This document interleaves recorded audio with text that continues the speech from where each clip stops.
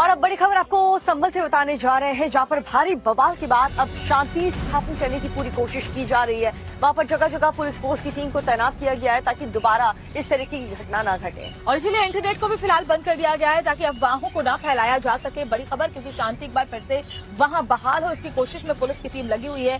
संभल में जबरदस्त हिंसा देखने को मिली थी। हिंसा के बाद से संभल की सीमाओं को सील किया गया है। 30 नवंबर तक संभल में बाहर वालों की नो एंट्री कर दी गई है। तो ये बड़ी खबर आपको बता रहे हैं संभल हिंसा से जुड़ी हुई, जहां पर 30 नवंबर तक संभल में बाहर आने वालों की एंट्री नहीं होगी। आज संभल जाएगा समाजवादी पार्टी का एक डेलीगेशन।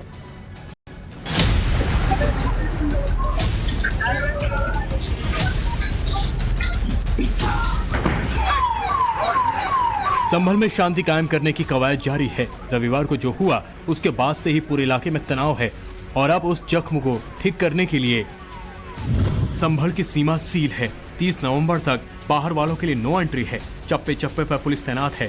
ड्रोन कैमरों से निगरानी हो रही है। एहतियातन जामा मस्जिद की नाकेबंदी की गई है। आज भी पूरे इलाके में इंटरनेट सेवा बंद है। अब उस करतूत को देखिए जिसकी वजह से संभल में मजहबी दंगल छिड़ा। संभल की ये स्याह तस्वीरें रविवार की हैं और अब मौका है दंगाइयों को सबक सिखाने का, नकाबपोश के सिर से हिंसा की सनक उतारने का, पत्थरबाजी, आगजनी और तोड़फोड़ की करतूत पर कार्रवाई करने का, जो कि अब शुरू हो चुका है। संभल में हुई हिंसा के खिलाफ अब तक 7 FIR हुई हैं। 25 से अधिक लोग गिरफ्तार हुए हैं। 2500 अज्ञात लोगों के खिलाफ केस दर्ज हुआ है।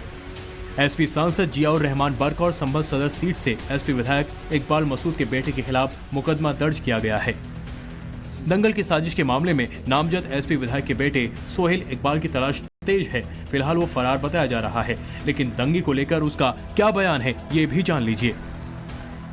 देखिए, मैं उस जगह मौजूद नहीं था तो मुझे नहीं मालूम क्या नीचे घटना घटी, वहाँ पे क्या ऐसा सीन बना, ये जांच का विषय है, मुझे नहीं मालूम इस बारे में। लेकिन जो भी हुआ संभल के इसमें अच्छा नहीं हुआ है। सुर थोड़े बदले नजर आ रहे हैं। बोलने का लहजा भी अब थोड़ा चेंज हुआ है।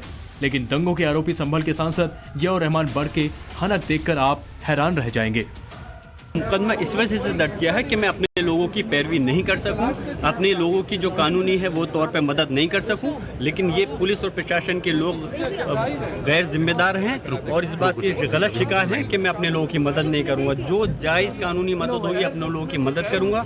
संभल दंगे को लेकर शाही जामा मस्जिद के सदर जफर अली से पुलिस ने पूछताछ की। जफर अली से तकरीबन 4.5 घंटे तक पूछताछ हुई और इसके बाद जब जफर अली थाने से निकला तो सुनिए क्या कहा। मुझे बुलाया गया था, मैं आ गया।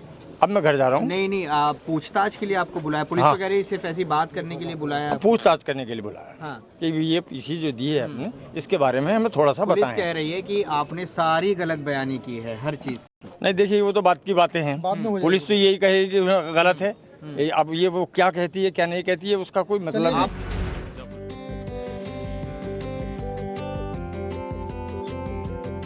और हमारे साथ हमारे सहयोगी अभिषेक राज सीधे ग्राउंड जीरो से मौजूद है। अभिषेक, हिंसा के बाद शांति बहाल हो, क्या कदम इसके लिए उठाए जा रहे हैं और क्या वहां पर आज हालात हैं? देखिए, बिल्कुल इंटरनेट सेवाएं अभी भी बंद है और शांति बहाली की जो प्रक्रिया है उसको लगातार जारी करने की कोशिश की जा रही है संभल प्रशासन की तरफ से। देखिए, यहाँ पर जो पुलिस टीम है उसको लगाया गया है और जो जामा मस्जिद है इसके चारों तरफ की जो एरिया है, जो पॉइंट है जहां से जामा मस्जिद कनेक्ट होता है, वहां पे बड़ी संख्या में जो पुलिस बल है उसको तैनात किया गया है ताकि कोई भी असामाजिक तत्व जो है वो मस्जिद की तरफ आगे ना जा सके। इसके अलावा इस बात को भी सुनिश्चित कर रहे हैं जो संभल प्रशासन के लोग हैं कि बाहरी व्यक्ति जो है वो संभल के अंदर प्रवेश ना कर सके। यही कारण है कि 30 तारीख तक, यानी कि अगले 30 नवंबर तक किसी भी बाहरी व्यक्ति के संभल में प्रवेश करने पर रोक है। चाहे वो नेता हो या कोई सामाजिक कार्यकर्ता हो, किसी के भी डेलीगेशन को या किसी भी आदमी को यहां संभल से बाहर के व्यक्ति को संभल में आने की इजाजत अभी नहीं मिलेगी। इसके साथ साथ अब जो दुकानें हैं वो भी खुलने लगी है। देखिए, इस तरीके से दुकानें हैं जो मस्जिद के सामने थी, जो बंद हो गई थी इस पूरी घटनाक्रम के बाद, वो अब धीरे धीरे करके लोग खोलने लगे हैं। लोगों में एक विश्वास आता जा रहा है। लेकिन बड़ा सवाल यही है कि आखिर संभल को जलाने की साजिश कौन कर रहा था। लगातार FIR इस पूरे मामले पे जो है वो हो रहे हैं, लोगों की गिरफ्तारी हो रही है। 25 गिरफ्तारियां अभी तक हो चुकी हैं। इसके अलावा जो घटनाक्रम है वो घटनाक्रम कैसे घटा था इसकी भी एक टाइमलाइन पुलिस जो है वो बना बना रही है। इसके साथ साथ पुलिस के आला अधिकारी मौके पे मौजूद रह रहे हैं। लगातार जो हाई लेवल मीटिंग्स है उसका दौर जारी है। जो मुरादाबाद मंडल के कमिश्नर हैं AK सिंह वो यहाँ पे मौजूद है। इसके अलावा जो DIG हैं वो मुनिराज यहाँ पे मौजूद हैं। और इसके अलावा अभिषेक, और बताया जा रहा है कि समाजवादी पार्टी का डेलीगेशन भी आज पहुंच रहा है। इसको लेकर के भी आगे आपसे जानकारी हम लेते रहेंगे। फिलहाल आपका बहुत बहुत शुक्रिया। और अब बड़ी खबर आपको संभल से बताने जा रहे हैं, जहां पर भारी बवाल के बाद अब शांति स्थापन करने की पूरी कोशिश की जा रही है। वहां पर जगह जगह पुलिस फोर्स की टीम को तैनात किया गया है ताकि दोबारा इस तरह की घटना न घटे। और इसीलिए इंटरनेट को भी फिलहाल बंद कर दिया गया है ताकि अफवाहों को न फैलाया जा सके। बड़ी खबर, क्योंकि शांति एक बार फिर से वहां बहाल हो, इसकी कोशिश में पुलिस की टीम लगी हुई है। संभल में जबरदस्त हिंसा देखने को मिली थी। हिंसा के बाद से ही संभल की सीमाओं को सील किया गया है। 30 नवंबर तक संभल में बाहर वालों की नो एंट्री कर दी गई है। तो ये बड़ी खबर आपको बता रहे हैं संभल हिंसा से जुड़ी हुई, जहां पर 30 नवंबर तक संभल में बाहर आने वालों की एंट्री नहीं होगी। आज संभल जाएगा समाजवादी पार्टी का एक डेलीगेशन।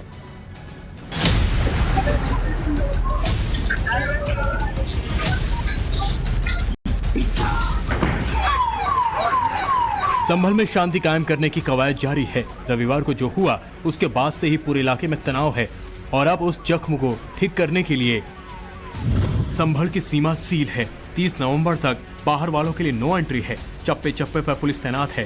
ड्रोन कैमरों से निगरानी हो रही है। एहतियातन जामा मस्जिद की नाकेबंदी की गई है। आज भी पूरे इलाके में इंटरनेट सेवा बंद है। अब उस करतूत को देखिए जिसकी वजह से संभल में मजहबी दंगल छिड़ा। संभल की ये स्याह तस्वीरें रविवार की हैं और अब मौका है दंगाइयों को सबक सिखाने का, नकाबपोश के सिर से हिंसा की सनक उतारने का, पत्थरबाजी, आगजनी और तोड़फोड़ की करतूत पर कार्रवाई करने का, जो कि अब शुरू हो चुका है। संभल में हुई हिंसा के खिलाफ अब तक 7 FIR हुई हैं। 25 से अधिक लोग गिरफ्तार हुए हैं। 2500 अज्ञात लोगों के खिलाफ केस दर्ज हुआ है। SP सांसद जियाउर रहमान बर्क और संभल सदर सीट से SP विधायक इकबाल मसूद के बेटे के खिलाफ मुकदमा दर्ज किया गया है। दंगल की साजिश के मामले में नामजद SP विधायक के बेटे सोहेल इकबाल की तलाश तेज है। फिलहाल वो फरार बताया जा रहा है, लेकिन दंगे को लेकर उसका क्या बयान है ये भी जान लीजिए। देखिए, मैं उस जगह मौजूद नहीं था तो मुझे नहीं मालूम क्या नीचे घटना घटी, वहाँ पे क्या ऐसा सीन बना, ये जांच का विषय है, मुझे नहीं मालूम इस बारे में। लेकिन जो भी हुआ संभल के इसमें अच्छा नहीं हुआ है। सुर थोड़े बदले नजर आ रहे हैं। बोलने का लहजा भी अब थोड़ा चेंज हुआ है।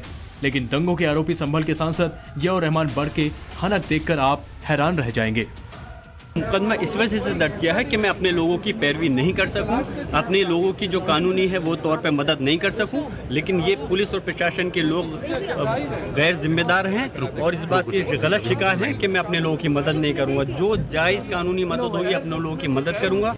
संभल दंगे को लेकर शाही जामा मस्जिद के सदर जफर अली से पुलिस ने पूछताछ की। जफर अली से तकरीबन 4.5 घंटे तक पूछताछ हुई और इसके बाद जब जफर अली थाने से निकला तो सुनिए क्या कहा। मुझे बुलाया गया था, मैं आ गया। अब मैं घर जा रहा हूँ। नहीं, आप पूछताछ के लिए आपको बुलाया पुलिस हाँ। वगैरह सिर्फ ऐसी बात करने के लिए बुलाया? पूछताछ करने के लिए बुलाया। हाँ। कि ये पीसी जो दी है आपने, इसके बारे में हमें थोड़ा सा पुलिस बताएं। कह रही है कि आपने सारी गलत बयानी की है हर चीज की। नहीं, देखिए वो तो बात की बातें हैं। पुलिस तो यही कहेगी गलत है। अब ये वो क्या कहती है क्या नहीं कहती है उसका कोई मतलब नहीं।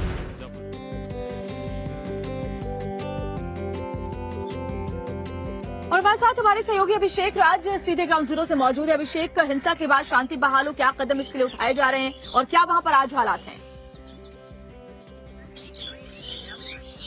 देखिए, बिल्कुल इंटरनेट सेवाएं अभी भी बंद है और शांति बहाली की जो प्रक्रिया है उसको लगातार जारी करने की कोशिश की जा रही है संभल प्रशासन की तरफ से। देखिए, यहाँ पर जो पुलिस टीम है उसको लगाया गया है और जो जामा मस्जिद है इसके चारों तरफ की जो एरिया है, जो पॉइंट है जहां से जामा मस्जिद कनेक्ट होता है, वहां पे बड़ी संख्या में जो पुलिस बल है उसको तैनात किया गया है ताकि कोई भी असामाजिक तत्व जो है वो मस्जिद की तरफ आगे ना जा सके। इसके अलावा इस बात को भी सुनिश्चित कर रहे हैं जो संभल प्रशासन के लोग हैं कि बाहरी व्यक्ति जो है वो संभल के अंदर प्रवेश ना कर सके। यही कारण है कि 30 तारीख तक यानी कि अगले 30 नवंबर तक किसी भी बाहरी व्यक्ति के संभल में प्रवेश करने पर रोक है, चाहे वो नेता हो या कोई सामाजिक कार्यकर्ता हो। किसी की भी डेलीगेशन को या किसी भी आदमी को यहां संभल से बाहर के व्यक्ति को संभल में आने की इजाजत अभी नहीं मिलेगी। इसके साथ साथ अब जो दुकानें हैं वो भी खुलने लगी है। देखिए, इस तरीके से दुकानें हैं जो मस्जिद के सामने थी, जो बंद हो गई थी इस पूरी घटनाक्रम के बाद, वो आप धीरे धीरे करके लोग खोलने लगे हैं। लोगों में एक विश्वास आता जा रहा है। लेकिन बड़ा सवाल यही है कि आखिर संभल को जलाने की साजिश कौन कर रहा था। लगातार एफआईआर इस पूरे मामले पे जो है वो हो रहे हैं, लोगों की गिरफ्तारी हो रही है। 25 गिरफ्तारियां अभी तक हो चुकी हैं। इसके अलावा जो घटनाक्रम है वो घटनाक्रम कैसे घटा था, इसकी भी एक टाइमलाइन पुलिस जो है वो बना रही है। इसके साथ साथ पुलिस के आला अधिकारी मौके पे मौजूद रह रहे हैं। लगातार जो हाई लेवल मीटिंग्स है उसका दौर जारी है। जो मुरादाबाद मंडल के कमिश्नर हैं एके सिंह, वो यहां पे मौजूद है। इसके अलावा जो डीआईजी हैं वो मुनिराज यहां पे मौजूद हैं। और ठीक है अभिषेक, और बताया जा रहा है कि समाजवादी पार्टी का डेलीगेशन भी आज पहुंच रहा है। इसको लेकर